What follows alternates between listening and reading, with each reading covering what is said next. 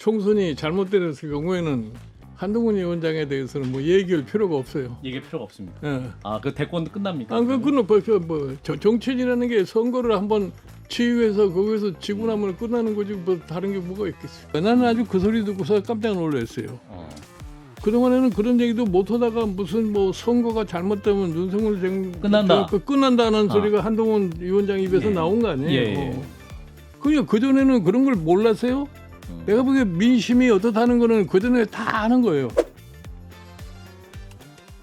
그 한동훈 비대위원장이 국회를 세종으로 옮기겠다 이런 발표를 했습니다. 이 발표 듣고 위원장 어떻게 판단하십니까? 나는 오늘 뭐 나도 저희 기자회견하는 걸 들었는데 한동훈 위원장. 예. 어떤 의미에서 보면은 그게 선거에 과연 어떤 영향을 미칠 것인가를 생각하고 했는지 나는 솔직히 말해서 의심스러워요. 그런가요? 지금 이게 국회의원 선거인데 예. 국회의원 선거인데 국회를 무슨 세종시로 옮긴다고 그래서 모르겠어요. 세종시 사람들은 조금 반응이 있을런지 모르지만 일반 국민이 거기에 대해서 별다른 관심이 없어요. 없나요? 네. 그 서울 시민들은 그래도 이게 이제 뭐 고도 규제도 완화하고 주변 한강 벨트면 부동산 규제. 예. 서울 시민은 예. 여의도 고도 제한이 완화되고 뭐 한다고 그래서 여의도 사람들이나 그렇지 않으면 뭐 큰 기업들 거기 빌딩 지을 사람들이나 좋아하는지 모르지만 예. 일반 유권자하고는 관계가 없는 얘기예요. 그러니까 그런가요? 지금 내가 보기에는 여기 와서 내가 여러 번 얘기를 했지만 예. 이번 선거를 임하는 소위 여당의 태도는 근본적으로 전략이 없어요. 제가 얘기를 했지만 지난 강서 보궐선거가 끝나고 그때 일반 유권자가 나타낸 표심이 뭐라는 거를 제대로 분석을 하고 거기에 따른 소위 선거를 대비를 하라고 내가 그렇게 얘기를 했는데 그랬죠. 예. 그리고 별로 관심이 없어요. 예. 그러니까 지금 보면은 사실은 일반 국민들의 민생이 지금 실질적으로 상당히 어려운 상태에 놓여 있습니다. 그 뭐 말은 대통령이 자꾸 뭐 민생 투어 한다면서 민생 얘기를 하지만 실질적으로 일반 서민들에게 피부에 닿는 민생은 하나도 해결된 게 없어요. 예. 그런데 거기다 뚱따지처럼 무슨 국회를 갖다가 세종시로 옮긴다고 해가지고서 무슨 선거에 표가 된다면 착각입니다. 그렇군요. 당시 2020년 11월 말에도 이제 당시 여권에서 민주당에서 이제 옮기자고 했을 때 국민의힘은 강력하게 반대했지 않습니까? 근데 이번에 갑자기 이렇게 냈는데 그럼 이게 국민의힘 자체적으로 현재 고민을 제대로 한 것이냐 이런 의문이 드는데 위원장님 어떻게 판단하세요? 나는 그래요. 지난번 소위 강서 보궐선거 끝나고 국민의힘이 제일 먼저 내세운 게 뭐 메가시트 얘기하지 않았습니다. 예. 무슨 김포를 서울에 편입시키고 뭐 어쩌 있다고 소리했는데 그게 별로 지금 무슨 효과가 있어요. 나는 사실은 저희 세종시를 만들 적에 2002년 대통령 선거에 노무현 당시 후보가 수도를 뭐 세종시로 옮긴다고 그래가지고서 그거는 충청도의 표심을 잡기 위해서 뭐 어느 정도 효과를 받는지 모르지만 그 이유는 그 자체가 별로 그렇게 의미가 없어요. 그렇군요. 자, 이런 가운데 국민의힘은 안철수, 나경원, 원희룡 세 사람이 더 있는데 선거판에 지금 한동훈 위원장만 보인다. 스피커가 부족하다. 뭐 이렇게 얘기를 하고 있습니다. 위원장님께서 어떻게 보십니까? 한동훈 위원장의 아니 내가 저 지난번에 강서 보궐선거 때 여기 한판승 모아서 얘기를 하지 않았어요. 그때도 뭐 강서 보궐선거인데 선대위원장으로 무슨 나경원 무슨 안철수 이렇게 얘기를 해서 그 사람들은 지금 자기 선거에 바빠가지고 자기가 되느냐 마느냐 하는 이러한 좀 초조한 입장에 있는 사람인데 그 사람들이 뭐 선거대책위원장이 되는지 안 되는지 그거 자체에 별로 의미가 없어요. 나는 지금 보면은 이 가장 우리 지금 선거의 문제가 뭐냐. 지금 우리나라 유권자들의 수준을 좀 잘 파악하라 이라고 얘기해요. 더군다나 우리가 지금 말이 선진국이라고 하는 나라인데 선진국의 총선이는 이렇게 하는 나라가 없어요. 일반 국민이 너무 잘 아는데 그러니까 일반 국민들은 마음속에 이미 다 정해져 있어요. 내가 솔직히 얘기해서 지금 조국 신당이 무슨 참 지지율이 거의 두 자릿수 이상 국민의힘의 위성정당과 비슷하게 되고 있고 무슨 후원금을 모집하는데 뭐 54분 만에 뭐 200억이 모고 있다고 하는 게 그 자체가 무엇을 의미하는지를 냉정하게 판단할 줄 알아야 돼요. 어떤 의미가 있을까요? 일반 조국 국민의 대표에 대한 지지. 분노의 표출이라고 분노. 난 봐요. 아하. 솔직히 얘기해서. 예. 그러니까 윤석열 대통령의 그동안에 이 쌓여온 그 부정평가라고 보는 것이 예. 그게 바로 이 유권자들이 마음속에 가지고 있던 건데 예. 그런 거를 갖다가 조국이라는 사람이 나와 가지고서 음. 계속해서 강력하게 얘기를 끄집어내니까 아하. 그쪽에 쏠리는 수밖에 없는 거라는 얘기예요. 예, 사실은 이제 정권 중간에 펼쳐지는 총선은 정권 심판론이 우세할 수밖에 없는데 이 정권 심판론을 가장 선명하게 내세우는 것이 조국혁신당이다. 만약 개혁신당도 그 어떤 심판의 메시지, 개혁의 내용이 정확했다면 아니 그 그러니까 지지율을 내가 아까 말 얘기대로 예. 이준석 그 대표가 예, 처음부터 윤석열 대통령하고 각을 세우고 나왔기 때문에 예, 그거를 강력하게 했으면은 아마 지금과 같은 상황은 안 일어났을 거예요. 우리 조국혁신당 이렇게 더 뜨진 않았을 것이다 이런 말씀인데. 어떻게 보면 그 이준석 대표가 처음 내놨던 메시지 기억에 남는 거는 이제 어르신들의 노임 그 지하철 무임승차 축소 뭐 이런 것들이 정책들이 오히려 비춰졌거든요. 그런 얘기를 해가지고는 일반 국민이 그러니까, 감흥을 받질 않아요. 차라리 그때부터 윤석열 아니 정권 그러니까 심판으로 내가 예를 세게 갔어야 들어서 된다. 그런 대한민국 정치의 문제가 바로 뭐다. 내가 그거를 개혁을 해야 되겠다. 예. 그렇게 하면 예를 들어서 지금 우리 대한민국의 이 소위 말하면 대통령 중심제 권력 구조라고 하는 것이 이것이 오늘날 사태를 이렇게 만들었으니까 나는 권력 구조를 이런 식으로 개혁을 하려고 한단 말이야. 예. 그런 게 나와야 되는데 그런 게 전혀 보이지 않는 거예요. 그러니까 굵직한 메시지들이 있어야 되는데 너무 작은 정책 물론 정책도 중요하긴 하지만 그러다 보니까 개혁신당의 존재감이 좀 작아졌다는 그러니까 말씀이시군요. 일반 정당들이 다 내놓을 수 있는 그런 그저 작은 얘기를 해봐야 별로 의미가 없어요. 그래서 오늘 조선일보에서 야권이 이제 200석도 할 수 있다 그런 것을 여당을 향해 경고를 하기도 했는데 위원장님께서 어떻게 판단하십니까? 반윤 정서가 모아지면 어떠한 200석도 아니 가능하겠습니까? 그러니까 야당 내가 200석. 늘 강조를 합니다만은 예. 여당은 선거를 야당을 상대로 해서 공격하는 그런 식으로 선거 운동을 하면 안 돼요. 여당은 국민을 상대로 해서 사실은 선거 운동을 할 생각을 해야지. 예. 여당이 잘했으면은 야당은 전혀 가능성이 없어요. 여당이 못했기 때문에 야당이 지금 이렇게 소위 득세언론처럼 나타나는 거지. 예. 그러면 여당이 뭐를 못했느냐를 갖다 알아야 할 거 아니에요. 예. 그거는 모르고서 무슨 당을 혁신한다, 무슨 뭐 사람을 이리 배치하고 저리 배치한다 이런 거 가지고서 국민의 환심을 살다가 보면 그건 착각이라고. 예. 그러면 200석 현실론 가능합니까? 야당 200석. 내가 보기에는 그것도 과장된 소리 같고 예. 일반 국민이 그렇게 바보가 아니에요. 그러니까 무슨 예.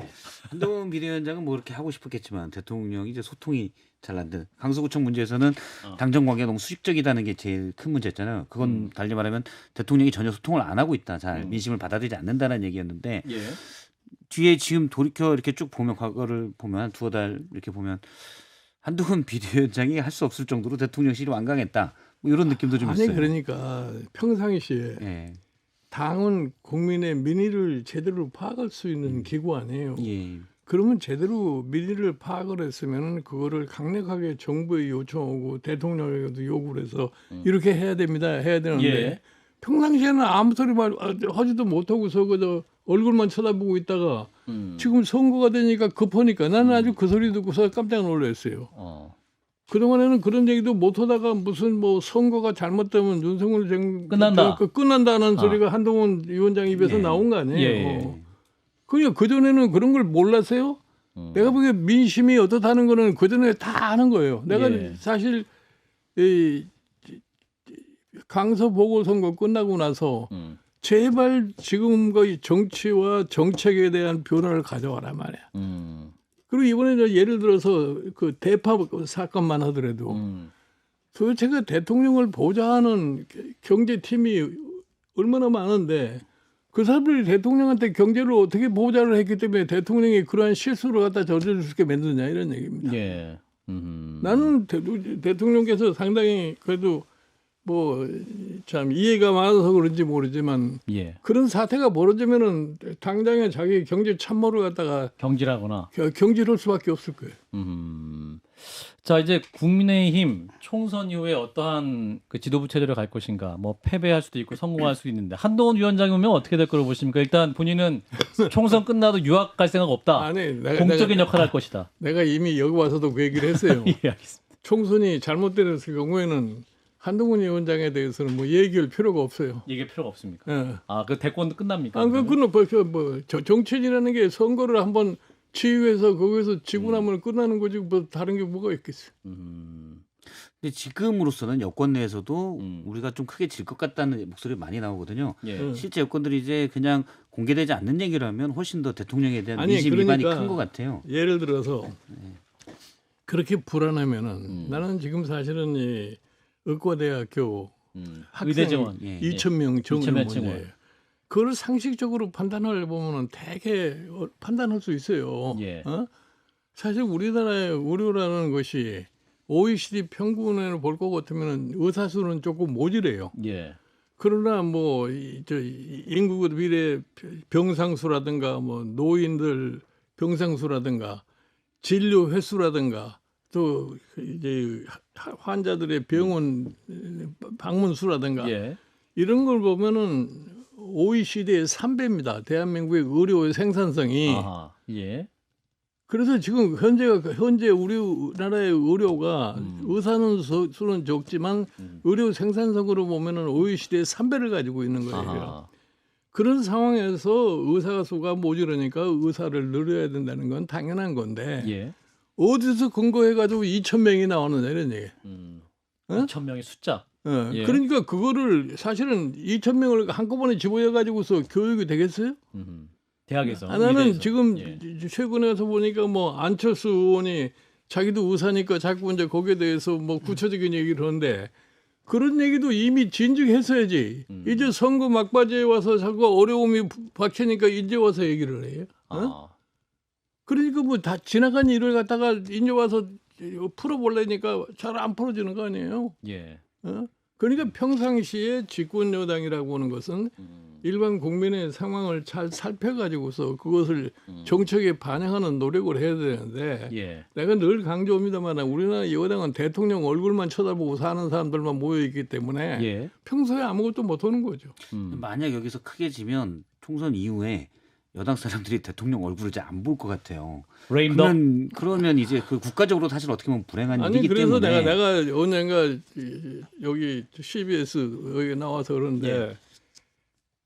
총선에 질 것 같은 이런 참 확신이 들면은 그 다음은 어떻게 해야 될 거다는 플랜 B를 갖다가 미리서부터 좀 만들으라고 내가 그런 얘기를 하는 거예요. 예. 근데 뭐 저 공관위원장이 뭐 170석 얘기하고 있고 이런 거 보면 이분들이 지금 현실에서 너무 유리된 게 아닌가 의 사고 방식 자체가. 아니 그러니까 내가 보니까 뭐 그래요. 내가 이제 국민의힘에 예. 내가 그래도 다른 사람보다 뭐 내가 애착이 더 많은 사람인데 예. 저 사람들이 좀 잘해서 나라가 좀 정상적으로 가기를 갖다가 바라는 사람인데 예. 정치가 그렇게 무슨 하루아침에 정책을 금방 배울 수 있는 게 아니에요. 내가 보면은 이번에 이 국민의힘의 상황을 보면은 예. 자 한동훈 비대위원장 정치에 대해서 전혀 경험이 없는 사람이지. 그렇죠. 선거 경험도 없고. 거기 사무총장도 보면은 이제 국회의원 된 지 1년 반밖에 초선, 안 되는 예. 그런 사람이지. 판사 출신. 예. 그런 사람들이 전체를 다 총괄하고 있으니까 뭐가 정상적으로 되겠어요? 나는 기본적으로 이 우리나라의 보수 정당이라고 하는 사람들이 너무나 지금까지 권력에 심취해서 안이하게 살아왔기 때문에 오늘날 이런 현상이 나타나지 않나 이렇게 생각을 해요. 정치라는 게 분명 전문성 있는 분야인데 이 분야가 제대로 또 정책인을 못할 수밖에 없는 그런 환경이 됐다 말씀인데, 자 이제 윤한 갈등, 대통령과 한동훈 비대위원장의 갈등 얘기가 많이 나왔는데 만약에 총선에 패배하게 되면 한동훈 위원장과 대통령의 관계는 어떻게 될 것인가 이 부분도 많은 분들이 대통령은 임기가 있으니까 대통령이 어떻게 할 수 없는 거지만 예. 뭐 한동훈 위원장이 책임을 지고서 취재할 수밖에 없는 거죠. 뭐. 대통령이 책임 없는 것이 한동훈 비대위원장의 책임밖에 없는 겁니까? 선거가 잘못 관리했으니까 한동훈 위원장이 책임을 지는 거죠. 아하. 뭐 대통령이라는 건 직접적인 책임을 지지 않지만 예. 대통령의 지난 2년 동안에 소위 통치의 결과를 갖다가 심판한 거니까 예. 대통령은 거기에 대해서 상당한 반응을 제대로 보여줘야 돼요. 나는 선거가 끝나고 민의를 파악했음에도 불구하고 거기에 대해 반응을 보이지 않고 멍청하게 있으면은 그 정권은 오래 갈 수가 없어요. 자, 그리고 이제 그 선거를 앞두고 이제 지역구 선거는 이제 개혁신당 후보들이 좀 어려운 분들이 많이 있기 때문에 그 국민의힘과 개혁신당 후보 일부 지역에서 단일화 얘기도 나왔던 것 같아요. 양양자 원내대표가 잠깐 꺼냈다가 그거는 말도 안 되는 말도 안 소리죠. 되는 하는 소리죠. 용인갑. 예, 말도 안 되는 소리군요. 자, 민주당 얘기 좀 잠깐 해보겠습니다. 이제 민주당 오히려 지금 이제 국민의힘의 상승세가 좀 가라앉고 오히려 민주당이 오히려 또 좀 상승세가 올라가는 흐름이기 때문에 이재명 대표의 목소리가 커지고 있습니다. 지금 현금성 지원 공약 전 국민 1인당 25만 원 민생지원금 그리고 대학 등록금 문제도 지금 국가가 해야 된다 이런 얘기를 하고 있는데. 나는 그건 야당은 그런 공약을 해봐야 실현은 불가능한 거기 때문에 그런가요? 그 마음대로 할 수 없는 거예요. 자기네가 집행 능력이 없는데 뭐 그걸 어떻게 실현할 거예요? 아하, 그런가요? 그래도 이제 국민들에게 우리가 집권 여당, 집권이 아니다 또 다수당이 되면 국회 입법을 다수당이 된다고 그래서 정부가 받아들이지 않으면 못 하는 건데 뭐 자기가 어떻게 해요? 예산 편성이 안 되니까요. 예, 그렇군요. 자, 그럼에도 불구하고 이제 우리 위원장님께서는 그 양극화 문제 굉장히 힘들다 말씀하셨기 때문에 이 현금성 25만 원 지원 같은 경우는 서민들에게 그래도 담비 같은 지원금이 될 수 있지 않겠느냐. 가구당 한 100만 원 지원이 될 수 있으니까. 옛날에 지난 21대 선거 때 예. 코로나 사태 때 별로 이렇게 문재인 정부가 뭐 제대로 서민 대책을 하지도 못하던 게 예. 선거 며칠 앞두고 나서 뭐 가구당 100만 원씩 준다고 얘기를 했잖아요. 예, 기억납니다. 그거는 집권당이니까 뭐 주기로 하면은 돈을 만들어서 주면 되는 거지만 예. 야당은 그런 약속을 해서 그 실행을 할 수가 없어요. 그렇군요. 사실 이재명 대표 얘기 말도 그렇고 왜냐하면 정부가 너무 경제도 안 좋은데 긴축 재정을 한다. 그래서 일단 확장적 재정 정책을 써야 된다. 그런 면에서 예를 들어서 약 13조 원으로 민생지원금을 했을 때 이 돈이 돌고 돈다라는 거거든요. 근데 이제 위원장님도 사실은 우리나라 경제도 안 좋은데 확장적 재정 정책을 써야 되는데 너무 정부가 쭉 끌고 안고 있다. 이런 비판을 많이 하셔서 아니 그거는 우리나라는 윤석열 대통령을 내가 이해를 못하는 게 뭐냐면은 예산을 할 적에는 뭐 긴축 예산 한다고 뭐 저희 연구개발비도 깎고 다 해놓고 과학기술 예산. 요새 뭐 민생 한다고 돌아다니면서 뭐 연구개발비를 얼마를 늘리고 또 있다는 얘기한 거잖아요. 예. 그러니까 이런 상치된 얘기를 하니까 일반 국민이 믿지를 않는 거예요. 국민들의 수준 높은데 자꾸 상치된 얘기를 하니까 호소력이 없는 것이다. 아니 그러면 그런 걸 작년에 미리 다 알아서 좀 할 것이지 안 하고서 이제 와서 무슨 딴 얘기를 하니 그런 거죠. 그러니까 지금 내가 이제 얼마 전에도 여기서 그런 얘기를 했지만 윤석열 대통령의 경제 시책의 방향이 뭐예요? 시장 경제 민간 주도형 아니에요? 자유주의. 뭐 본인 말 맞다나 뭐 밀턴 프리드만의 프리 투 초이스에 아주 감명을 받았다고 이렇게 얘기를 하는데 그러면은 그 논리를 일관되게 관철을 하면은 몰라요. 근데 그 관철을 못 쓰잖아요. 예를 들어서 뭐 은행들이 이익을 많이 내는데 그 이자를 많이 받아서 이익을 많이 냈다고 해서 뭐 저희 자영업자 중소기업들한테 100만 원씩 돌려주라는 거잖아요. 이런 거는 도대체 이게 과연 시장 경제, 민간 주도 경제에 맞는 얘기냐 말이야. 난 세상에 어느 나라에서도 그 금융기관이 받은 이자를 갖다가 너무 많이 받았다고 돌려주는 예를 내가 본 적이 없어요. 그렇죠. 아니 그것도 그 부담이 된다고 생각하면은 정부가 재정에서 보조를 해주는 것이 원칙이지. 재정은 무슨 뭐 긴축 재정 한다고서 얘기를 하고서 그런 식으로 얘기를 하니까. 그러니까 무슨 이 모든 것이 논리적으로 맞지 않으니까 국민들이 불신할 수밖에 없는 거예요. 그렇군요.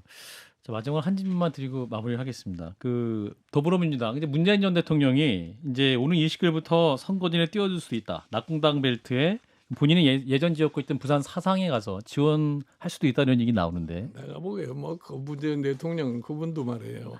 자기가 그만두기 전에는 나는 잊혀지기 바란다는 이런 소리를 한 사람이 무슨 이제 와서 무슨 국회의원 선거에 무슨 지원한다고 나간다는 그 모습 자체가 전직 대통령으로서 해야 할 행위인가 이런 얘기예요. 나는 사실은 우리 전직 대통령들이 뭐 그다지 큰 성과도 거두지 못하고 그만둔 사람들이 무슨 뭐 선거에 대해서 이러쿵 저러쿵 얘기한다는 게 이게 솔직히 일반 국민이 그걸 갖다 정상적으로 받아들일 수가 없어요. 그러니까. 그럼 총선 판세에 큰 영향을 줄 수는 없을 것이다. 설사 등장한다 해도. 그러면 예, 알겠습니다.